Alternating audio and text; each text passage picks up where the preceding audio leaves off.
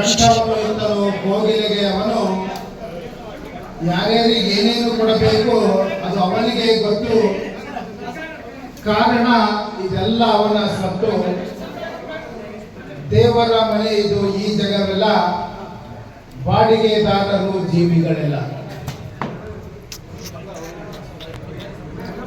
ಶ್ರೀ ಈರಣ್ಣ ಶ್ರೀ ಹಡಪದ್ 41ನೇ ಹುಟ್ಟುಹಬ್ಬದ ಈ ಭವ್ಯ ಕಾರ್ಯಕ್ರಮದ ದಿವ್ಯ ಸಾನ್ನಿಧ್ಯವನ್ನು ವಹಿಸಿರುವಂತಹ ಆತ್ಮೀಯರು, ಪರಮ ಪೂಜ್ಯರು, ಸಹೃದಯಗಳು ಆಗಿರುವಂತಹ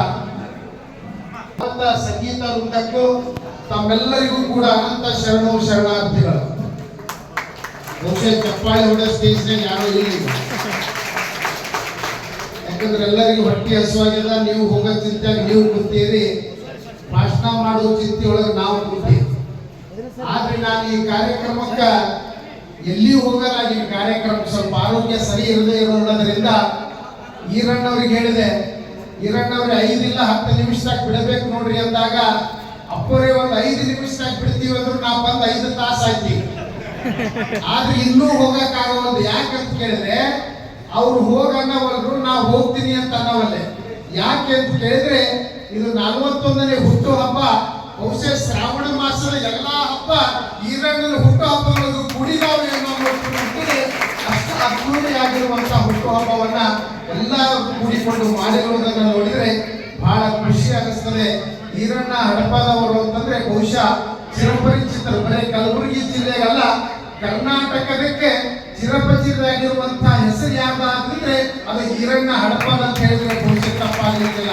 ಈ ಸಮಾಜಕ್ಕಾಗಿ ತನ್ನ ತನು ಮನ ಧನ ಎಲ್ಲವನ್ನ ಅರ್ಪಿಸಿರುವಂತಹ ವ್ಯಕ್ತಿ ಈರಣ್ಣ ಹಡಪದ. ಬಹುಶಃ ಆ ವ್ಯಕ್ತಿಯ ಬಗ್ಗೆ ನಮ್ಮ ಸರ್ ಈಗ ಯಾರೋ ಪ್ರಾಸ್ತಾವಿಕವಾಗಿ ಮಾತನಾಡಿದ್ರಲ್ಲ, ಅವ್ರು ಹೇಳಿದ್ರು ಅವ್ರು ಏನೇನು ಕೆಲಸ ಮಾಡಿದ್ದಾರೆ ಎಲ್ಲರನ್ನ ಕಣ್ಣು ತೆರೆಸುವಂತಹ ಕೆಲಸ ಈರಣ್ಣ ಹಡಪದವರು ಮಾಡಿದ್ದಾರೆ. ಸರ್ಕಾರಕ್ಕೂ ಕೂಡ ಕಣ್ಣು ತೆರೆಸುವಂತಹ ಕೆಲಸ ನೋಡ್ರಿ. ಹುಟ್ಟಹಬ್ಬಕ್ಕೆ ಯಾವ MLA ಬಹುಶಃ ನೀವು 10 ಸಲ ಕರೆದ್ರು ಬರಂಗಿಲ್ಲ. ಇವತ್ತು 3 ಜನ 2 ಸಲ ಓಡಿ ಬಂದಾರಂದ್ರೆ ಅವ್ರ ವ್ಯಕ್ತಿತ್ವ ಹೇಗಿರ್ಬೇಕನ್ನೋದು ನಾವೆಲ್ಲ ಅರ್ಥ ಮಾಡ್ಕೊಂಡು, ಅಂದ್ರೆ ಇದ್ದದ್ದನ್ನ ನೇರವಾಗಿ ಮಾತನಾಡುವಂತಹ ವ್ಯಕ್ತಿ ಈರಣ್ಣ ಹಡಪದವರು. ಬಹುಶಃ ಜಿಲ್ಲಾಧ್ಯಕ್ಷರಾಗಿ ಅನೇಕ ಕೆಲಸಗಳನ್ನು ಕೂಡ ಅವರು ಮಾಡಿದ್ದಾರೆ. ಅಂತ ಈರಣ್ಣ ಹಡಪದವರ 41ನೇ ಹುಟ್ಟಹಬ್ಬ ಅಂತಿದ್ರು. ಬಹುಶಃ ಮನುಷ್ಯ ಓಡಾಡೋದು ನೋಡಿದ್ರ ಈ ಮನುಷ್ಯರು 41 ಯಾವಾಗ 21 ನೋಡ್ರಿ ಅನ್ನೋದ್ರ ಮಟ್ಟಿಗೆ ಸಂಶಯ ಬರ್ತದೆ. ಅಷ್ಟು ಒಂದು ಯುವ ಶಕ್ತಿ, ಯುವಕರಾಗಿ ಅವರು ಓಡಾಡ್ತಾ ಇದ್ದಾರೆ ಈರಣ್ಣ ಹಡಪದವರು. ಬಹುಶಃ ಅವರು ಬರೀ ಜಿಲ್ಲಾಧ್ಯಕ್ಷರಾಗಿದ್ದಾರೆ. ಜಿಲ್ಲಾಧ್ಯಕ್ಷರಾಗಿ ಈ ಹಡಪದ ಸಮಾಜದ ಹೆಸರು ಇಡೀ ನಾಡಿನಾದ್ಯಂತ ಹೆಸರು ಮಾಡಲಿಕ್ಕೆ ನಮ್ಮ ಈರಣ್ಣ ಹಡಪದವರು ಕೂಡ ಒಬ್ಬರಿದ್ದಾರೆ. ಅದರ ಜೊತೆಗೆ ಈ ಮೊದಲ ರಾಜ್ಯಾಧ್ಯಕ್ಷರಾಗಿ ಕೆಲಸ ಮಾಡಿದವರು ನಮ್ಮ ಅಣ್ಣಾರಾವ್ ನರಗೋಳಿ ಅವರು ಕೂಡ ಬಹಳಷ್ಟು ಒಂದು ಸಿಂಹದ ರೂಪದಲ್ಲಿ ಎಲ್ಲರನ್ನ ಎದುರು ಹಾಕೊಂಡು ಆಗಲೇ ಇರುವಂತಹ ಕೆಲಸವನ್ನ ಹಡಪದ ಸಮಾಜಕ್ಕೆ ಏನೇನು ಬೇಕೋ ಅದೆಲ್ಲವೂ ಕೂಡ ಸರ್ಕಾರದ ಜೊತೆ ಹೋರಾಟ ಮಾಡಿ ಆ ಕೆಲಸ ಮಾಡಿರುವಂತಹ ಕೀರ್ತಿ ನಮ್ಮ ನರಗೋಳಿ ಅವರಿಗೂ ಕೂಡ ಬರ್ತದೆ. ಅದೇ ದಾರಿಯಲ್ಲಿ ನಡೆದಿರುವಂತವರು ಈರಣ್ಣ ಹಡಪದವರು ಈಗ ಜಿಲ್ಲಾಧ್ಯಕ್ಷರಾಗಿರೋ. ನನಗನ್ನಿಸ್ತದೆ ಮುಂದೊಂದು ದಿನ ರಾಜ್ಯಾಧ್ಯಕ್ಷರಾಗುವಂತಹ ಟೈಮು ಕೂಡ ಅವರಿಗೆ ಬಂದಿದೆ ಅಂತ ನನಗೆ ಅನಿಸ್ತಾ ಇದೆ. ಇವತ್ತು ಬೇಕು ಇಂಥ ಯುವಕರು ನಮ್ಮ ಸಮಾಜಕ್ಕೆ ಬೇಕಾಗಿದ್ದಾರೆ. ಯಾಕಂದ್ರೆ ಚಟುವಟಿಕೆ ಇದ್ದಂಥವ್ರನ್ನ ನಾವು ಮಾಡಿದಾಗ ಸಮಾಜ ಮುಂದೆ ಬರ್ತದೆ. ಸಮಾಜದ ಅನೇಕ ಆಗು ಹೋಗುಗಳನ್ನು ಕೂಡ ಇವತ್ತು ಮಾಡಲಿಕ್ಕೆ ಸಾಧ್ಯ ಆಗ್ತದೆ. ಮಾಡದೇ ಇರುವಂತಹ ವ್ಯಕ್ತಿ ನಾವು ಆ ಸ್ಥಾನಕ್ಕೆ ಕುಂದಿರಿಸಿದ್ರೆ ಆ ಸಮಾಜ ಎಲ್ಲಿರಬೇಕು ಅಲ್ಲೇ ಇರ್ತದೆ. ಆದ್ರೆ ಈರಣ್ಣ ಹಡಪದವರು ಮಾಡಿರುವಂತಹ ಕೆಲಸ ಒಂದಲ್ಲ ಎರಡಲ್ಲ. ಅವ್ರು ಮಾಡಿರುವಂತಹ ಸ್ಟ್ರೈಕ್ಗಳು ಇರ್ಬೋದು. ಅವ್ರು ಬರೀ ಅವರಷ್ಟೇ ಸ್ಟ್ರೈಕ್ ಮಾಡಂಗಿಲ್ಲ, ರೋಡ್ನಾಗ ನಮಗೂ ಕೂಡ ಹೇಳ್ಕೊಂಡು ಬಂದಿರ್ತಾರ. ನಾನು ಕೂಡ ಎಷ್ಟೋ ಸಲ ಕಲಬುರಗಿಯೊಳಗ ಆರಾಮ್ ಇರ್ದಿದ್ರು ಕೂಡ ರೋಡಿನಲ್ಲಿ ನಡ್ಕೊಂಡು ಬಂದು DC ಅವರಿಗೆ ಮನವಿ ಕೊಟ್ಟಂತಹ ಘಟನೆಗಳು ಎಷ್ಟೋ ಇದಾವೆ. ಆ ಎಲ್ಲ ಕೆಲಸಗಳನ್ನು ನೋಡಿದ್ರೆ ಈರಣ್ಣ ಹಡಪದರ ಕೊಡುಗೆ ಈ ಸಮಾಜಕ್ಕೆ ಬಹಳ ದೊಡ್ಡದಿದೆ ಅನ್ನುವಂತಹ ಮಾತು ಕೂಡ ಈ ಸಂದರ್ಭದಲ್ಲಿ ಹೇಳಬೇಕಾಗ್ತದೆ. ಅವರ 41ನೇ ಹುಟ್ಟು ಹಬ್ಬ ನೋಡ್ರಿ. ಈ ಬೆಳಕು ನೋಡ್ತೀವಲ್ಲ ನಾವೆಲ್ಲ, ಈ ಲೈಟ್ ಅಂತಿರಲ್ಲ ನೀವು, ಲೈಟ್ ಈ ಬೆಳಕೇನು ಬಿದ್ದಿದೆಯಲ್ಲ ಇದು ಕಂಡು ಹಿಡಿದವ್ರು ಯಾರು? ಬಹುಶಃ ನಿಮ್ಗೆ ಯಾರಿಗಾರ ಗೊತ್ತಿರಬೇಕು. ಈ ಲೈಟು ಬೆಳಕು ಕಂಡು ಹಿಡಿದಿರುವಂತಹ ವ್ಯಕ್ತಿ ಯಾರು ಅಂತ ಕೇಳಿದ್ರೆ ಥಾಮಸ್ ಅಲ್ವಾ ಎಡಿಸನ್ ಅನ್ನುವಂತಹ ಒಬ್ಬ ವ್ಯಕ್ತಿ, ಬಹಳ ದೊಡ್ಡ ವಿಜ್ಞಾನಿ. ಈ ಬೆಳಕನ್ನ ಕಂಡು ಹಿಡಿದವ. ಅವನೊಂದು ಲ್ಯಾಬೊರೇಟರಿ ಇತ್ತು, ಅವನ ಮನೆ ಮುಂದೆ ಒಂದು ಲ್ಯಾಬೊರೇಟರಿ ಇದ್ದು ಆ ಲ್ಯಾಬೊರೇಟರಿ ಮುಂದೆ ಒಬ್ಬ ಬಹಳ ಬಡತನದ ಒಬ್ಬ ಹೆಣ್ಣುಮಗಳ ಮನೆ ಇತ್ತು. ಬಹಳ ಬಡತನದಿಂದ ಇರುವಂತ ಹೆಣ್ಣುಮಗಳು, ಗಂಡ ತೀರ್ಕೊಂಡಿದ್ದ ವಿಧವೆಯಾಗಿರುವಂತ ಹೆಣ್ಣುಮಗಳು, ಆಕೆಗೆ ಒಬ್ಬ ಸಣ್ಣ ಮಗ ಇದ್ದ. ಆದ್ರೆ ಕನಸು ಕಾಣ್ತಾಳ ಹೆಣ್ಣುಮಗಳು. ಏನಂತ ಕನಸು ಕಾಣ್ತಾಳೆ ಅಂತಂದ್ರ, ಅರಮನೆಯೊಳಗಿರುವಂತ ಹೆಣ್ಣುಮಗಳಲ್ಲ ನಾ ಹೇಳೋದು, ಗುಡಿಸಿರೊಳಗಿರುವಂತ ಹೆಣ್ಣುಮಗಳು ಒಂದು ಕನಸು ಕಾಣ್ತಾಳೆ. ಏನಂತ, 6 ವರ್ಷದ ಮಗ, 6ನೇ ವರ್ಷ ಆಗಿತ್ತು ಮಗನಿಗೆ, 6 ವರ್ಷಕ್ಕೆ ಹುಟ್ಟ ಹಬ್ಬವನ್ನ ಮಾಡಬೇಕು ಅಂತ ಆ ಹೆಣ್ಮಗಳ ಮನಸ್ಸಿನೊಳಗೆ ಬರ್ತದೆ.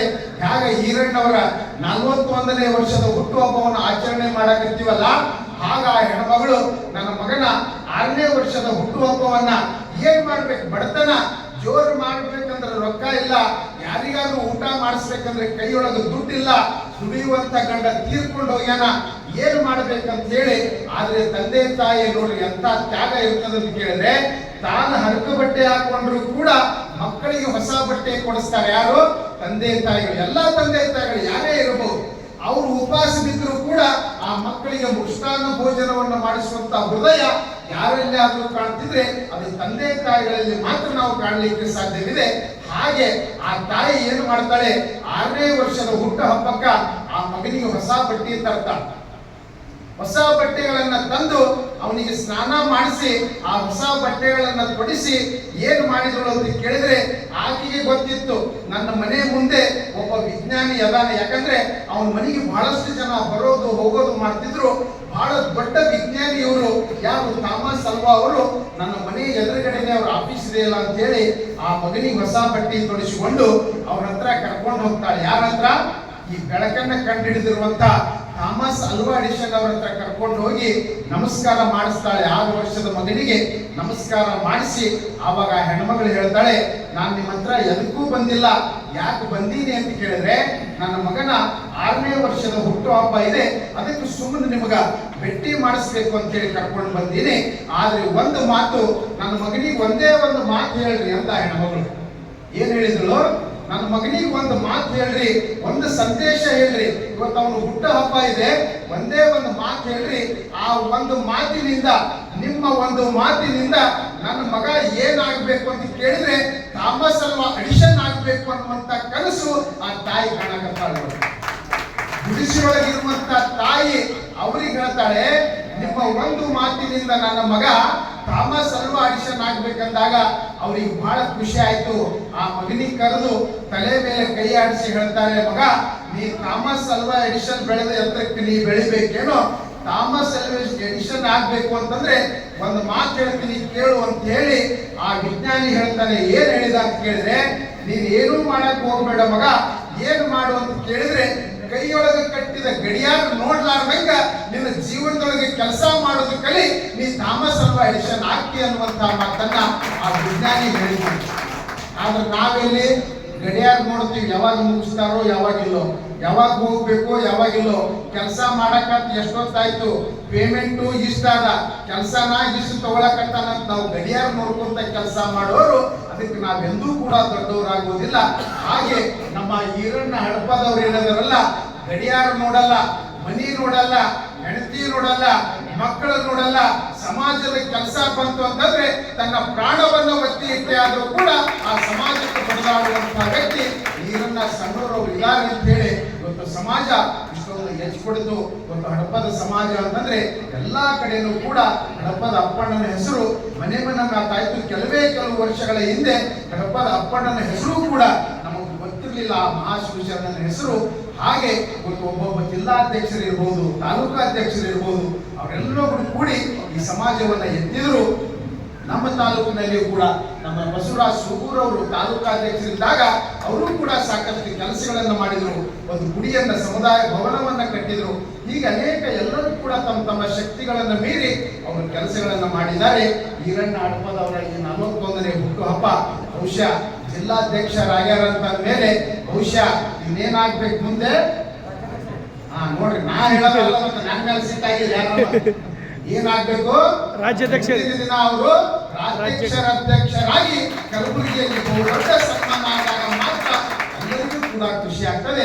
ಆ ಜಾಗಕ್ಕೆ ಅವರು ಬಹಳ ಯೋಗ್ಯರಿದ್ದಾರೆ ಅನ್ನುವಂತಹ ಮಾತು ಕೂಡ ಈ ಸಂದರ್ಭದಲ್ಲಿ ಹೇಳಬೇಕಾಗ್ತದೆ. ಇನ್ನೂ ಮಾತನಾಡುವಂತಹ ವ್ಯಕ್ತಿಗಳು ಬಹಳಷ್ಟು ಇದ್ದಾರೆ. ನಮ್ಮನ್ನು ಕೂಡ ಕರೆಸಿ ಎರಡು ಮಾತಾಡಲಿಕ್ಕೆ ಅವಕಾಶ ಕೊಟ್ಟಿರುವಂತಹ ಅವರಿಗೂ ನಮ್ಮೆಲ್ಲರಿಗೂ ವಂದನೆಗಳನ್ನು ಹೇಳಿ ನನ್ನ ಎರಡು ಮಾತುಗಳಿಗೆ ವಿರಾಮವನ್ನು ಕೊಡ್ತಾ ಇದ್ದಾರೆ. ಈಗ ಇಲ್ಲಿವರೆಗೆ ನಮ್ಮ ಸಮಾಜವನ್ನು ಕುರಿತು ನಮ್ಮೆಲ್ಲರನ್ನು ಕುರಿತು ಆಶ್ವಾಸನೆ ನೀಡಿದಂತಹ ಅಪ್ಪಾಜಿಯವರಿಗೆ ತುಂಬ ಹೃದಯದ ಧನ್ಯವಾದಗಳು.